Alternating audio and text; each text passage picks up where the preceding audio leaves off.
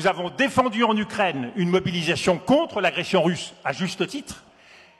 Nous avons défendu le droit international en Ukraine. Et que faisons-nous à Gaza? Le droit international, depuis 1947, il est bafoué.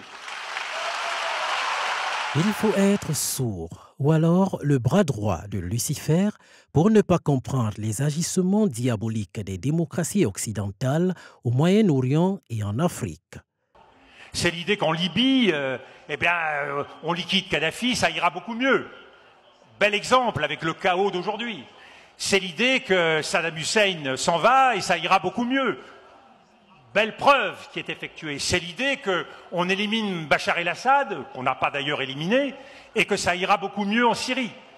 Donc il y a cette pensée magique que le changement de régime règle tout. Et c'est sous-jacent face à l'Iran, c'est sous-jacent face à la Russie. Depuis 1930 a lieu la fête de l'humanité pendant le mois de septembre. Une idée noble du journal français L'Humanité dans un pays paradoxalement en manque d'humanité politique.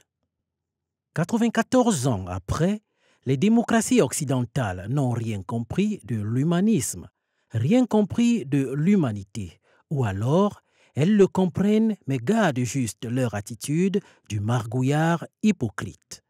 Où nous visons la paix, la justice.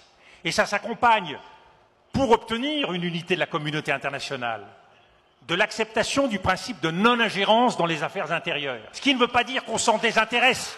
Toute leçon donnée aux autres doit commencer par soi-même.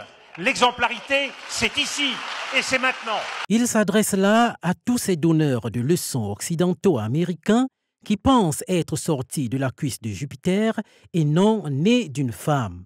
Ceux-là qui croient avoir le monopole des décisions, le droit de veto, le droit de vie et de mort sur les autres, le droit de coloniser, le droit de faire la guerre, le droit de polluer la nature, le droit de laisser les hommes s'accoupler mal, le droit de décider de qui doit être président en Afrique, le droit de mettre des pays sous embargo, le droit de tuer l'humanité. On n'emploie pas la force pour imposer à un État son régime et la règle qui est la nôtre. Et c'est là où nous commettons une erreur. Et c'est là où nous appliquons le deux poids, deux mesures. Le monde occidental a perdu sa crédibilité historique, ses guerres, ses valeurs, sa culture, sa conception ou son instrumentalisation des droits humains jusqu'à sa monnaie sont aujourd'hui mises en cause. C'est un monde qui se fissure et qui, progressivement, s'effondre. Les démocraties occidentales, qui devraient être de mesure et de justice, se sont égarées et le font jour après jour davantage dans la surenchère, surenchère sécuritaire, surenchère identitaire. Il n'y a pas d'issue dans la surenchère.